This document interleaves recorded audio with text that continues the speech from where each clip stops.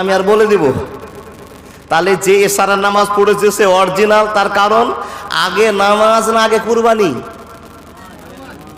আগে নামাজ না আগে দান, আগে নামাজ না আগে রোজা, আগে নামাজ, আগে নামাজ না আগে জালসা।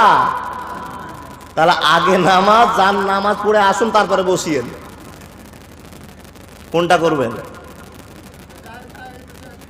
তাহলে ফজরে পড়ে নিয়েন নাকি? আর ফজরে যদি মালাকুল মউত গাড়ি নিয়ে ঢুকে তো আর ছাড়লো না, নিয়েই যাবে আপনাকে। ও আল্লাহর বান্দা, অরিজিনাল মুসলমানের পরিচয় আল্লাহ, তুমি আমাদেরকে অরিজিনাল মুসলমান বানিয়ে দাও, বলে আল্লাহুম্মা আমিন। আলোচনা শুরু করছি। বিসমিল্লাহির রহমানির রহিম। তিলকাল জান্নাতুল্লাতী উরিসতুমুহা বিমা কুনতুম তা'মালুন লাকুম ফিহা ফাকিহাতুন কাসীরাতুন মিনহা তাকুলুন ইন্নাল মুজরিমিনা ফি আযাবি জাহান্নাম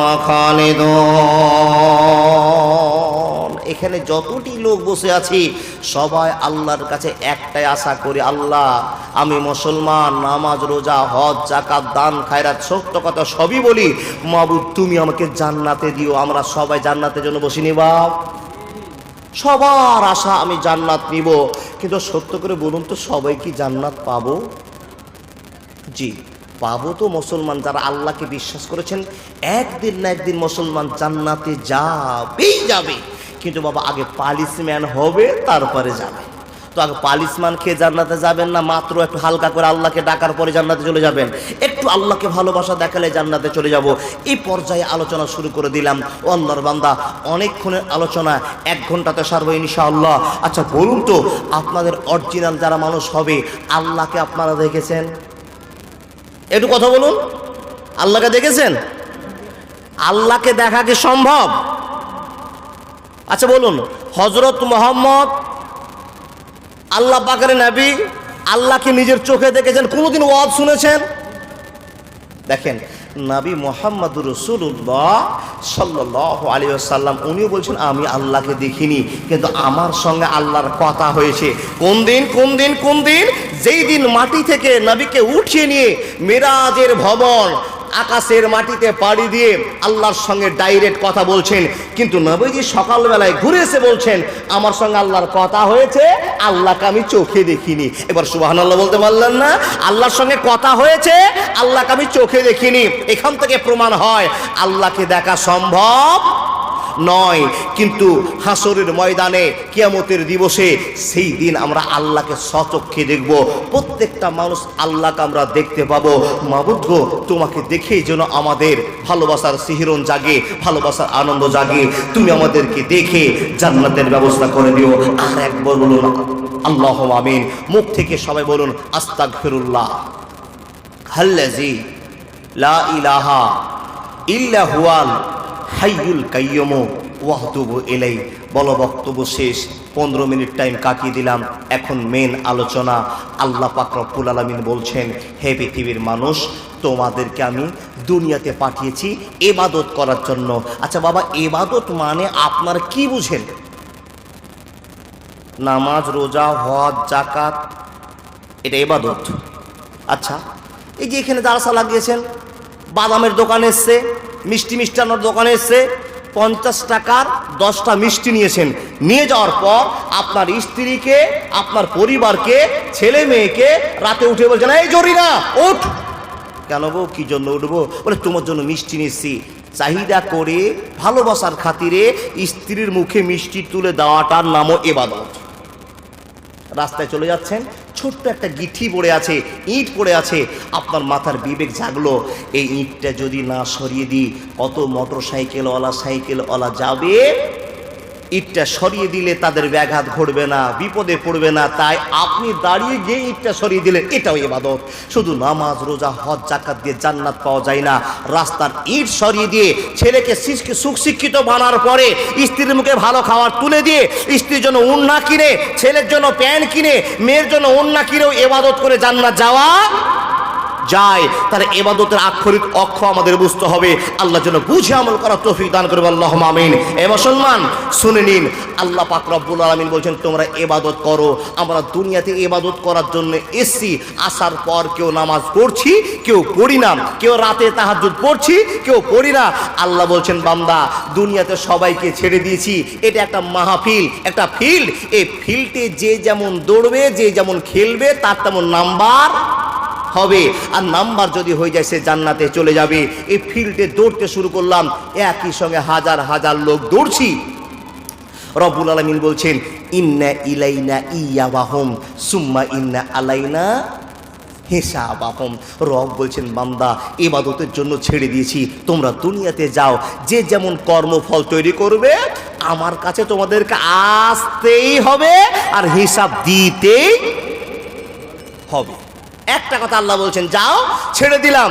ইন্না ইলাইনা ইয়াবাহুম সুম্মা ইন্না আলাইনা হিসাবাহুম, আমার কাছে আসতেই হবে আর তোমাকে প্রতিটা ঘন্টা মিনিট সেকেন্ডের হিসাব দিতেই হবে। ও আল্লাহর বান্দা এখন বেঁচে আছি, কোনো হিসাব লাগবে না। যদি চোখ দুটো বন্ধ হয়ে যায়, প্রাণবায়ুটা বেরিয়ে যায়, তাহলে পৃথিবীতে যত দিন আপনি বেঁচেছেন সব মিনিটের সেকেন্ডের হিসাব আপনাকেই দিতে হবে। মাওলানা তাহলে আল্লাহর কাছে বাঁচবো কি করে? এক কথায় বাঁচার একটাই উপায়, আল্লাহকে থেকে ভয় করি, পৃথিবীর বুকে চলতে হবে। মাবুদ আমি যা অন্যায় করেছি জীবনে আর করব না, আস্তাগফিরুল্লাহাল্লাযী লা ইলাহা ইল্লা হুয়াল হাইয়ুল কাইয়্যুম ওয়া আতুবু ইলাইহি। আমার কথা বেড়ে যাচ্ছে, এখন আপনাকে বুঝাই আল্লাহকে রাজি করব কি দিয়ে? ইবাদত দিয়ে। ইবাদত কাকে বলে? নামাজ রোজা হজ যাকাত তো ইবাদত। তারপরে ছেলে মেয়েকে পরিবারকে সুস্থ রাখা, ইনকামের পথে কামাই করে সরল পথে ইনকাম করে জীবিকা নির্বাহ করা, এটার নামও ইবাদত। এবার ইবাদত শুরু করলাম, নামাজ পড়েছি, রোজা করেছি, হজ করেছি, যাকাত দিয়েছি, অস্ত্র দিয়েছি, ফিতরা দিয়েছি, যার যেটা প্রাপ্য সব প্রাপ্য পুড়িয়ে দিয়েছি। ও আল্লাহর বান্দা সব প্রাপ্য পুড়িয়ে দেওয়ার পর যেদিন মরলাম, মাবুদের কাছে প্রশ্ন হলো, ও আব্দুল খালেক তোমাকে 60 বছর টাইম দিয়েছিলাম, কি করেছো? আল্লাহর কাছে আপনি হাসতে হাসতে বলছেন আল্লাহ তোমাকে ভয় করে দুনিয়াতে চলেছিলাম, এই যে আমি কর্মগুলো করে নিয়েছি তুমি দেখো। বন্ধু আমার, যখনই কর্ম দেখবেন আপনি খুশি হয়ে আনন্দিত হয়ে জান্নাতে চলে যাবেন। যদি আল্লাহকে ভালোবাসা না দেখিয়ে থাকেন তো আল্লাহ বলছেন হে মানুষ তুমি সেদিন কি উত্তর দিবা? আমার কাছে দাঁড়িয়ে কোন উত্তরটা দিবা? আমি তো সাধারণ মানুষের মতো দাঁড়িয়ে থাকবো না, দাঁড়িয়ে থাকবো তোমার পৃথিবী সৃষ্টিকুলের রব। সেদিন আমার সামনে দাঁড়িয়ে তুমি কোন উত্তর দিবা? তখন আপনি বলবেন আল্লাহ আমি নামাজ পড়েছি, রোজা করেছি, কুরবানি করেছি, হজ করেছি। আপনাকে যদি জিজ্ঞেস করা হয় ও আল্লাহর বান্দা তুমি হজ করেছো, রোজা করেছো, কুরবানি করেছো, এটা তোমার স্বার্থে করেছো, আমার স্বার্থে একটাও করনি। যদি আল্লাহ প্রশ্ন করে ও আল্লাহর বান্দা তুমি যে তোমার স্বার্থে কুরবানি করেছো এটা আমার ভালো করে জ্ঞান আছে, আপনি বলবেন না আল্লাহ আমি তোমার জন্য কুরবানি করেছি। আল্লাহ বলছেন নেভার, কখনোই হতে পারে না। প্রমাণ রব্বুল আলামিন বলছেন বিসমিল্লাহির রহমানির রহিম ইন্না আতাইনাকাল কাউসার ফাসাল্লি লিরাব্বিকা ওয়ানহার ইন্না সানিয়াকা হুয়াল আবতার। কথা বলতে আরম্ভ করলাম, মনোযোগ দিয়ে কথাগুলো বোঝার চেষ্টা করুন। হতভাগার দল, আমরা কুরবানি করব। আল্লাহ আপনাকে কুরবানি করার অর্ডার দিয়েছেন, আল্লাহ নাম্বারটা সঞ্চয় করার অর্ডার দিয়েছেন, কিন্তু হতভাগা মানুষের দল আমরা আজও পর্যন্ত জানলাম না কুরবানি কাকে বলে। বন্ধুরে আমার, আজও পর্যন্ত জানলাম না রোজা কাকে বলে, আজও পর্যন্ত বুঝলাম না নামাজ কাকে বলে। নামাজ পড়তে হয় তাই পড়ি, রোজা করতে হয় তাই আমরা রোজা করি, কুরবানি করতে হয় তাই করি, কিন্তু আখিরাতের জন্য নামাজ রোজা হজ যাকাত করে না। মুসলমান আপনাকে কোন কথা দিয়ে বুঝে আমার টাইমটা পার করবো আমি বুঝতে পারছি না। ও আল্লাহর বান্দা, যতক্ষণ নামাজের গুরুত্ব আপনার অন্তরে না ঢুকবে, রোজার গুরুত্ব না ঢুকবে, কুরবানির গুরুত্ব অন্তরে না ঢুকবে, আল্লাহর ভয় না থাকবে, ততক্ষণ পর্যন্ত সাকসেস মুসলমান হওয়া যাবে না, ভালো ইমানদার মানুষ হওয়া যাবে না। আপনি প্রশ্ন করবেন, মাওলানা কেমন করে সাকসেস মুসলমান হওয়া যায়, ইমানদার হওয়া যায়? মহান রব বলছে, বান্দা যে অন্তরে অ্যাকুরেট আল্লাহর বিশ্বাস ভয় থাকবে, ওই অন্তরটা একমাত্র আল্লাহর ভালোবাসাকে চিন্তাই করতে পারবি। যতই করো বাহানা তোমায় আল্লাহ ছাড়বে না। কত হেলে দুলে চলছো ফিরছো নামাজ পড়ছো না, যতই করো বাহানা তোমায় আল্লাহ ছাড়বে না। কত হেলে দুলে চলছো ফিরছো রোজা করছো না, যতই করো বাহানা তোমায় আল্লাহ ছাড়বে না। কত হেলে দুলে চলছো ফিরছো পর্দা করছো না, যতই করো বাহানা তোমায় আল্লাহ ছাড়বে না। একবার জোরে বলুন না সুবহানাল্লাহ। কথা বলতে আরম্ভ করলাম, মানুষের দল এতক্ষণ ধরে 20 মিনিট সময় আপনাদের গুনে গুনে পার করে দিলাম। আগের লাইনটাকে ক্লিয়ার করলাম, তারপরে ওয়াজ শুরু করলাম। এ মুসলমান, নামাজ কাকে বলে এটা আমরা জানলাম না, রোজা কাকে বলে জানলাম না।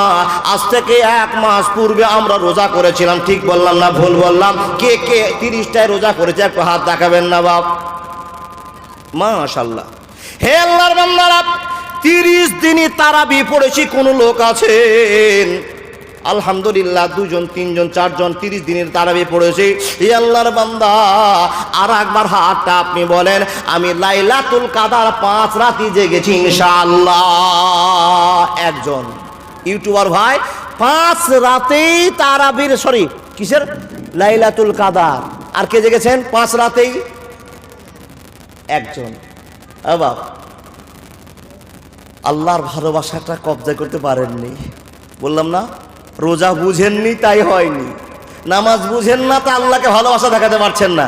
আচ্ছা, এতটি লোকের ভিতরে একটাই পেয়েছি বাবা, আমিও বক্তা, মাত্র 2 রাত জেগেছি, 3 রাত বাকি আছে।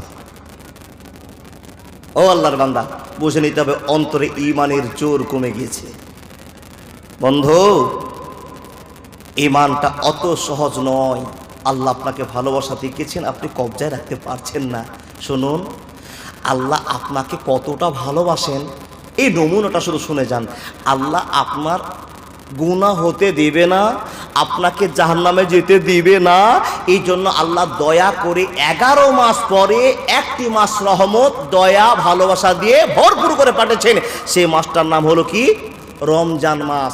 রমজান মাসে বান্দার 3টা কাজ হয়। রোজা যারা রাখে তাদের সম্পূর্ণ গুনাহ মাফ হয়ে যায়। মা তাকাদ্দামা মিন জামবি। নবী মুহাম্মদুর রাসূলুল্লাহ পড়ুন সাল্লাল্লাহু আলাইহি সাল্লাম বলছেন, যারা ভোর 3টায় ভাত খেয়েছে, 6টা সময় ইফতার করেছে, তাদের গুনাহ সব মাফ হয়ে গিয়েছে। নবী মুহাম্মদের কথা।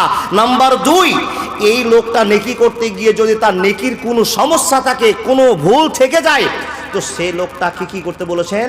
তোমার নেকির নাম্বারটা বেশি করার জন্য তুমি তারাবির নামাজ পড়বি। তাহলে তারাবির নামাজ 1 পর্যায়ে, 1 নম্বর হলো রোজা করা, 2 নম্বর হলো তারাবির নামাজ পড়া।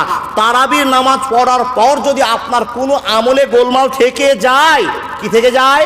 আমলে গোলমাল থেকে যায়, তো আল্লাহ বলছেন, ও আল্লাহর বান্দারা, তোমরা লাইলাতুল কাদারকে তালাশ করো, খুঁজে বেড়াও। কয়দিন? মাত্র 5 দিন। বিজোড় রাতগুলোতে 21 রাত, 23 রাত, 25 রাত, 27 রাত, 29 রাত। এই রাতগুলোতে যদি কোনো মানুষ আল্লাহর ভালোবাসায় রাত্রিটা জাগে, আর যদি লাইলাতুল কাদার তার অন্তরের ভালোবাসাটা আল্লাহ গ্রহণ করে নেয়, তো কতটি নেকি হবে? 1000 মাস নামাজ, রোজা, হজ, যাকাত, কোরআন তেলাওয়াত, সাদকা করা, দান করা, 1 মাসে মানুষ যা ইবাদত করে সবগুলোকে এক জায়গায় জমা করে যতটা নেকি হবে, লাইলাতুল কাদারের 1 রাত জেগে ততটাই নেকি হবে। একবার জোরে বলুন না সুবহানাল্লাহ। তাহলে সামনে বছর আসছে, ইনশাআল্লাহ লাইলাতুল কাদার জাগবো। আল্লাহ আপনাকে জান্নাতে নিয়ে যাওয়ার জন্য সুপথ গমন করেছেন, আর আপনি আর আমি ওই রাতগুলোতে বেশি করে ঘুম পাড়ি। ঠিক বললাম না ভুল বললাম? আল্লাহর বান্দা, তাহলে রোজার গুরুত্ব বুঝলাম না, রোজা চলে গেল। রোজাতে 3টা দয়া করেছেন, কি দিয়ে? রোজা করে, তারাবির নামাজ পড়ে, লাইলাতুল কাদার জেগে, মা তাকাদ্দামা মিন জামবি, পূর্বের ইতিহাস যত আছে সবকে কেলেনগুলোকে মুছে দেওয়ার একটাই জায়গা আল্লাহ তৈরি করেছেন, সেটা 3টা জায়গা। কি জায়গা? রোজা করে, তারপরে কি বললাম? তারাবির নামাজ পড়ে, তারপরে লাইলাতুল কাদার জেগে আমার জীবনে সব গুনাহকে মাফ করে নেব। এটা আল্লাহ আমাদেরকে দয়া করেছেন। ও আল্লাহর বান্দা, এবার দয়াটা পাওয়ার পর আমাদের জীবনে আরেকটা ভুল আছে। যেই দিন ঈদের চাঁদ পূর্ব আকাশে উঠলাম, এখানে অনেক লোক আছে টাকাওয়ালা মানুষ, অহংকার বশত স্ত্রীকে মোটর সাইকেলের পিছনে বসে নিয়ে, চল কাটিহার তোর জন্য শাড়ি কিনতে যাবো, জাননি? ইন্না লিল্লাহি ওয়া ইন্না ইলাইহি রাজিউন বলছে, ঠিক। তার মানে বোঝা গেল আপনাদের এলাকাতেও হয়, যেদিন ঈদ আসে, ঈদের জন্য আপনার কাপড় পছন্দ করা স্ত্রী পড়বে না, তাই আপনি এতদিন ইবাদত করার পর, নামাজ রোজা হজ যাকাত সব করার পর, স্ত্রীকে মোটর সাইকেলে করে নিয়ে গেলেন কাপড়ের দোকান কাপড় কিনতে, তাই তো? সবই আমল করলেন, লাস্টে সব নামাজ রোজা তারাবির নামাজকে কবর দিয়ে দোকানে চলে আসলেন। এই তো আমরা মুসলমান। বন্ধু আমার, কথা বলতে আরম্ভ করলাম। এবার আল্লাহ বলছেন, এ আল্লাহর বান্দা, তোমরা কুরবানি করো। কুরবানি করার আদেশ আমাদেরকে করা হয়েছে ব্যাপকভাবে, সবাই আমরা কুরবানি করি, কিন্তু কুরবানি কার কবুল হলো আজও পর্যন্ত জানলাম না। কোন আমলের দ্বারায় কুরবানিকে আল্লাহর কাছে পৌঁছানো যায়, কেমন করে কুরবানি করলে আল্লাহ গ্রহণ করবে, পৃথিবীর মানুষ কেউ খোঁজ করতে পারলো না। ইতিহাস আপনার সামনে শুরু করলাম, আর বাইরের কোনো আলোচনা হবে না। আপনি আজকে কুরবানি করবেন না, 1 মাস পর আপনি কুরবানি চালু করবেন। ও আল্লাহর বান্দারা, হাজার হাজার উট মারা যাবে, হাজার হাজার গরু মারা যাবে, হাজার হাজার খাসি চলে যাবে, কিন্তু আপনার লাভ হলো কিনা আপনি একবার চেক করতে পারলেন না। হে মুসলমান, মন খুলে বুঝে যান, রব বলছেন, বান্দা আমার জন্য কুরবানি করো। হে মুহাম্মদ, ইন্না আতাইনা কাল কাউসার, নবী হে তোমাকে অবশ্যই আমি কাউসার দান করেছি।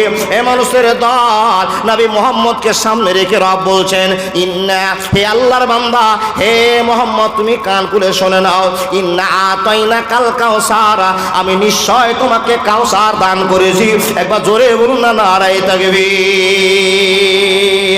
কবরের আযাব কত কঠিন সইতে আমি পারিব না, মৃত্যু যন্ত্রণা কত কঠিন সইতে আমি পারিব না।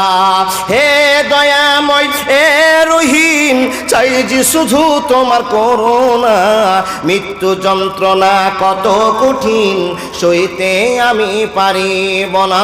একবার জোরে বলুন না সুবহানাল্লাহ। কথা বলতে আরম্ভ করলাম, নবী মুহাম্মদকে লক্ষ্য করে রব বলছেন, নবী হে, নিশ্চয় তোমাকে আমি কাউসার দান করেছি। হে নবী, তোমাকে কাউসারের গুরুত্ব বুঝে নিতে হবে। হে নবী, তারপরে তোমার জন্য আমি একটা ব্যবস্থা করেছি। আল্লাহর বান্দা, আমাকে খুশি করার জন্য, তুমি জান্নাতে যাওয়ার জন্য কুরবানি নামক একটা ব্যবস্থা তোমার সামনে পাঠিয়েছি। হে আল্লাহর বান্দা, ইন্না আতাইনা কাল কাউসার ফাসাল্লি লিরাব্বিকা ওয়ানহার, আপনাকে আল্লাহ সজাগভাবে জানিয়ে দিয়ে বলছেন, নবী হে, তুমি তোমার উম্মতকে জানিয়ে দাও, উম্মতিকে জানিয়ে দাও, আল্লাহকে খুশি করার জন্য ফাসাল্লি লিরাব্বিকা ওয়ানহার, আগে নামাজ পড়তে হবে, তারপরে কুরবানি করতে হবে। আগে নামাজ পড়তে হবে, তারপরে কি গো, কুরবানি করতে হবে। সত্য করে বলুন, 5,000 টাকা জমা করে রেখেছেন, কুরবানি আগামী দিন করব, নামাজের কোনো খবর নাই। ধার বাকি করে হলো কুরবানি করবেন, নামাজের কোনো খবরই নাই। পকেটে 10,000 টাকা ধার করে ঘুরছেন, ভালো একটা বলদের কুরবানি করতে হবে। আপনার কুরবানির খাইটার বাড়ি, আপনার কুরবানি কবুল হবে না, হবে না, হবে না। আপনি কুরবানির আক্ষরিক মানেই বুঝেন না।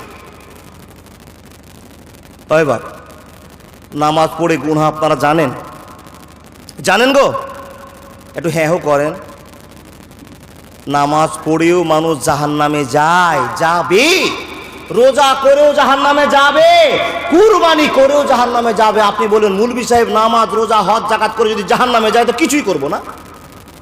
ও বাপ, কিছু না করলে তো আরও বিপদে পড়ে গেলেন। হ্যাঁ, আপনার কিছু না করাই ভালো আছে। বলে কেন গো মৌলভী সাহেব এই কথা বলছেন? আপনি তো উল্টো উল্টো কথা বলছেন। ও বাপ, আপনি যে এবাদত মানেই বুঝেন না, যার জন্য আপনি জাহান্নামে যাবেন। কুরবানি কাকে বলে এটাই তো আপনি বুঝবেন না। কুরব শব্দ থেকে কুরবানিটা এসছে। কুরবানি কি আমাদের এটা কি কি বাবা? কুরবানিকে আপনারা কি জানেন? ফরজ, ফরজ, সুন্নাত, সুন্নাত, সুন্নাত। এই যে বুঝেছেন কার সুন্নাত? নবী ইব্রাহিম আলাইহিসসালাতু সালামের সুন্নত। মেনে নেন, কথাগুলো মেনে নেন, যা দিচ্ছি মেনে নেন। কুরবানি কাকে বলে আগে বুঝেন, তারপরে কুরবানি করতে যায়েন।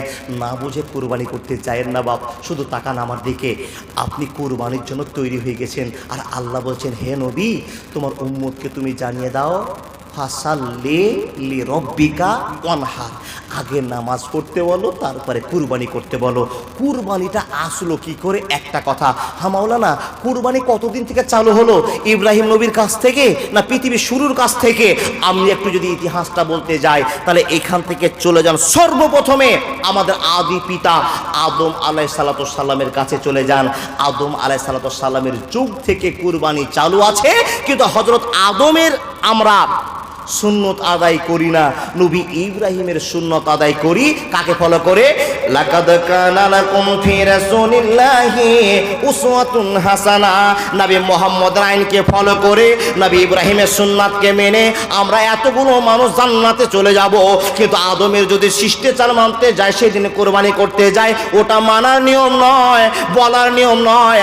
আদমের সুন্নাত মানব না, যদি মানতেই হয় নবীর তারিকায় হযরত ইব্রাহিমের সুন্নাত মেনে আমরা কুরবানি করব।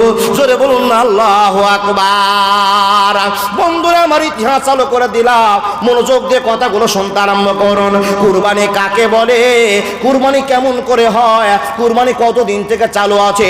আমি যে 1 মাস পর কুরবানি করব মাওলানা, কোন নিয়তে কিভাবে আমি কুরবানি করব কিছুই তো জানি না। আপনার কাছে যদি কোনো জ্ঞান পেতাম তো আল্লাহর ভালোবাসা সাথে কুরবানি করতাম। হাজার হাজার উট মরবে, গরু মরবে, ছাগল মরবে, দুম্বা মরবে, আমরা নেকি পাবো না? এটা তো হতে পারে না। মাংস খাওয়া হয়ে যাবে, বুঝতে পারলাম না।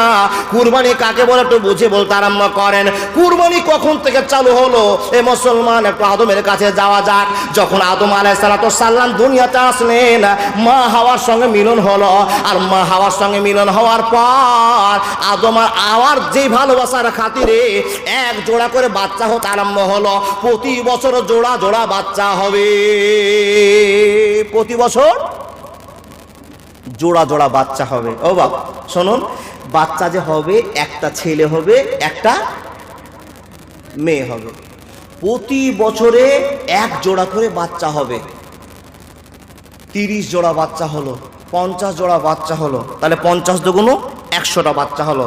শুধু ইতিহাসটা জানুন। ও বাবা, যেই দিন জোড়া জোড়া বাচ্চা জন্মিত হলো, আল্লাহর ফায়সালা অনুযায়ী আদমকে বলা হলো, রে আদম শুনে নাও, তোমার এই 2024 সালে যে বেটা আর বেটিটা হলো, আগামী 25 সালে যে বেটা আর বেটি হবে, তাহলে 1 বছর 24 সালে একটা হলো, 25 সালে 1 জোড়া হলো, 26 সালে আর 1 জোড়া হবে, 28 সালে আর 1 জোড়া হবে। হবে কিনা বাবা?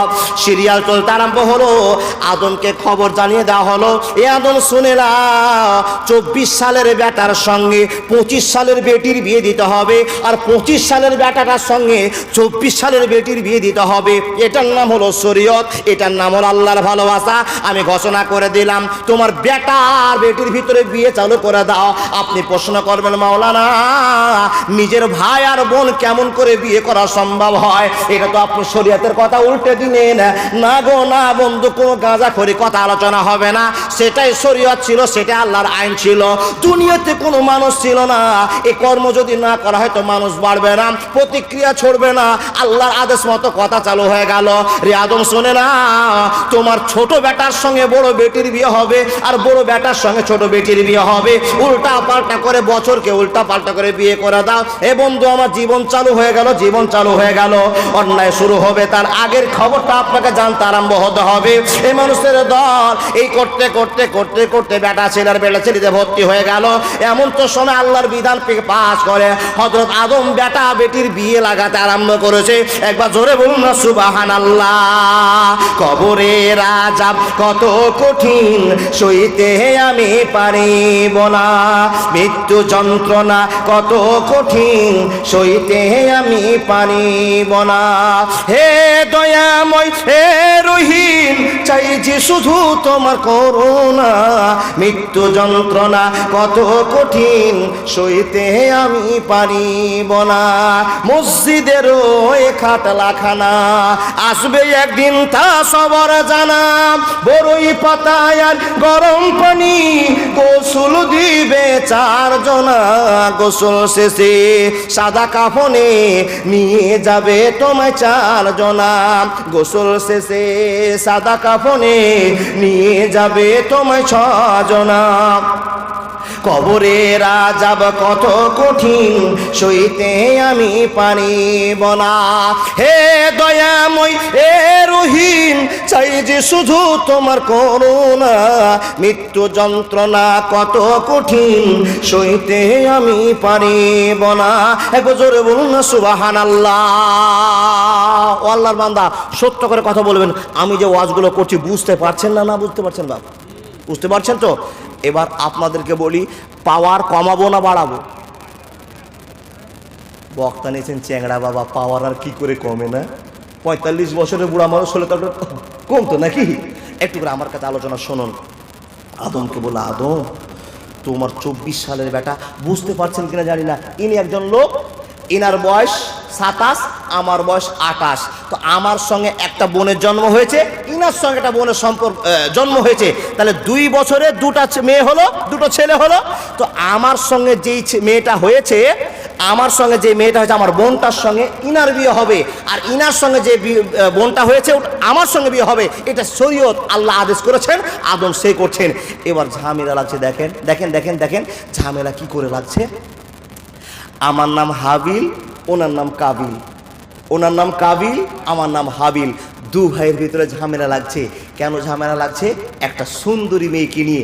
যে মেয়েটার নাম সুন্দরী, ওই মেয়েটার নাম হলো আকলিমা। আর যে মেয়েটা একটু দেখতে অসুন্দর, ওর নাম হচ্ছে লিউজা। তো হাবিল আর কাবিল 2 ভাইয়ের ভিতরে ধাক্কা ধাক্কি লাগছে। কাবিল বলছে আব্বাকে, ও আব্বা আদম, আমি কিন্তু যেই মেয়েটা আমার সঙ্গে জন্ম হয়েছে আমি ওকেই বিয়ে করব, ওর সঙ্গে যেটা বিয়ে জন্ম নিয়েছে আমি ওকে বিয়ে করব না। হযরত আদম বলছে, কোন খ্যাপারে? আরে আল্লাহ যে শরীয়ত পাস করেছে, তোমার সঙ্গে যে মেয়েটা জন্ম হবে ওর সঙ্গে বিয়ে হবে ইমাম সাহেবের সঙ্গে, আর তোমার সঙ্গে যা জন্ম হয়েছে ওর সঙ্গে বিয়ে হবে, উলট পালট হবে। তুমি কেন আল্লাহর আইনকে মানছো না? একই জেদ, আদমের সামনে বাপের সঙ্গে ছেলের তর্ক হয়ে গেল। এরকম ছেলে দুনিয়াতে আছে, বাপের সঙ্গে তাকিয়ে তাকিয়ে ধমকে ধমকে কথা বলে নাইবা? খুবই আছে। জেনে নেন, পৃথিবী ধ্বংসের বড় টার্গেট যে ছেলে বাপকে ধমকে মাকে ধমকে ধমকে কথা বলবে, জানেন পৃথিবী আর টিকবে না। নবী মুহাম্মদুর রাসূলুল্লাহ পড়ুন সাল্লাল্লাহু আলাইহি সাল্লামের আদেশ। বাপের সামনে আঙ্গুল দেখিয়ে দেখিয়ে আদমের সঙ্গে কথা বলতে আরম্ভ করলেন। বাপ বুঝতে পারলেন কাবিলের মাথায় সুন্দরী মেয়ের ভূত ঢুকেছে। ও বাপ, মেয়ের জন্যই দুনিয়াটা শেষের পর্যায়ে চলে যাচ্ছে। এখন আমার যত মা বোন বসে আছেন, মৌলভী সাহেব, মেয়েরা কি এতই খারাপ যে মেয়েদের জন্য পৃথিবী শেষ হয়ে যাচ্ছে? নবীজি বলছেন, ফাত্তাকুদ দুনিয়া ওয়াত্তাকুন নিসা, ইন্না আউয়ালা ফিতনাতে বানি ইসরাঈলা কানাত ফিন নিসা। এ বাপ, যত ফিতনা তৈরি হয়, বাড়িতে ফিতনা তৈরি হয়, মেয়েদেরকে নিয়ে ফিতনাটা বেশি চালু হয়। এটা নবী মুহাম্মদ বলছেন। তাহলে আমি আর কোন কথা বলবো গো? নবীজি বলছেন মেয়েদের কাছ থেকে বেশি বেশি করে ঝামেলা উঠে। কি করে বুঝায়? মা বোন রাগ করবেন না, আপনাদের অন্তরটা ছোট, দিলটা কম বুঝে, যার জন্য ছোট কথাটাকে বড় করে সাজিয়ে দিয়ে সমাজের ভিতরে স্বামীর সঙ্গে, এলাকাবাসীর সঙ্গে, পড়োশির সঙ্গে ঝগড়া হয়ে যায়। ঠিক বললাম না ভুল বললাম? ছেড়ে দেন, আমি মেয়ের বিষয় বলতে চাইছি না। রব্বুল আলামিনের নবী আদম নবীকে বলছেন, ও আদম, তুমি তোমার শিষ্টাচারের মধ্যে বহাল থাকো, বাপকে বলছে আব্বা আমি ইকলিমাকেই বিয়ে করব, আকলিমাকেই বিয়ে করব, লিউজাকে আমি বিয়ে করব না, শরিয়াতকে তুমি ভেঙে দাও। বাপ বলছে বেটা তোমাদেরকে মারতেও পারবো না, তাহলে একটা পরীক্ষা তোমাদেরকে দিতে হবে। কি পরীক্ষা? বলে তোমাদেরকে আল্লাহর জন্য কুরবানি করতে হবে। দুটো পরীক্ষা তোমাদের জন্য দাঁড়িয়ে গেছে। কার জন্য? তুমি যদি আকলিমাকেই বিয়ে করতে চাও তাহলে তোমাকে পরীক্ষা দিতে হবে। কিসের পরীক্ষা? কুরবানির পরীক্ষা। সুবহানাল্লাহ। কাবিল রাজি হয়ে গেল, আব্বা তুমি যদি কুরবানি করতে বলো তো আমি কুরবানি করব। হাবিল তুমি কি রাজি আছো ছেলে? তুমি কি কুরবানি করতে রাজি আছো? হাবিল বলছে আব্বা আমিও রাজি আছি। দেখি পরীক্ষায় কে জিতে। ও আল্লাহর বান্দা, আজকে যদি সেই পরীক্ষার নিয়মটা থাকতো তাহলে আমরা যতটি খাসি জবাই করেছি, যতটা উট জবাই করেছি, যতটা গরু জবাই করেছি, আমরা বুঝে নিতে পারতাম কার টাকা অরিজিনাল আর কার কুরবানি কবুল হলো সঙ্গে সঙ্গে বুঝতে পারতাম। কিন্তু আল্লাহ সেই দিন থেকে অপশনটা বন্ধ করে দিয়েছে। সেই যুগে ছিল আকাশ থেকে একটা আগুন এসে আপনার কুরবানিটাকে জ্বলিয়ে চলে যেত, মানুষ বুঝে নিত এই কুরবানিটা আল্লাহর কাছে গ্রহণযোগ্য হয়েছে। এবার জোরে বলুন না সুবহানাল্লাহ। দু ভাই দাঁড়িয়ে আছে। কাবিল যে আইনকে ভাঙছে সে কৃষক মানুষ। তখন দুটো গমের শীষ, গম তো চিনেন, গমের শীষকে এক জায়গায় রেখেছে এক পাহাড়ের উপরে। আর হাবিলকে বলো হাবিল তুমি কি কুরবানি করবে? তো বলে আব্বা আমি তোর ছাগলের রাখাল, গরুর রাখাল, মহিষের রাখাল, দুম্বার রাখাল, তো আমি পছন্দ মতো আল্লাহকে খুশি করার জন্য একটা দুম্বা দিব। দু ভাইয়ের কুরবানিকে দুই জায়গায় রাখা হলো। বললাম কি নিয়ম? আকাশ থেকে আগুন আসবে, যাকে আল্লাহ কবুল করবে তার কুরবানিটাকে পুড়ে ছারখার করে চলে যাবে আগুন এসে। বুঝা গেল? বন্ধু আমার, হাজার দর্শক দাঁড়িয়ে আছে। এখানে দু ভাইয়ের খেলা চালু হয়েছে। ধরুন এটা পাহাড়, এই পাহাড়ে রেখেছে হাবিল, এই পাহাড়ে রেখেছে কাবিল। আল্লাহ খেলা দেখাবে, দর্শক খেলা দেখার জন্য দাঁড়িয়ে আছে। দুই ভাইয়ের ভিতরে কোনটা সত্য আর কোনটা মিথ্যা আজকে যাচাই বাছা করা হবে। যেমন তেমন লোক বলেনি, আদম নবীর ভালোবাসার স্বার্থে খেলা চলছে। এ মুসলমান দুই ভাই রেখেছে।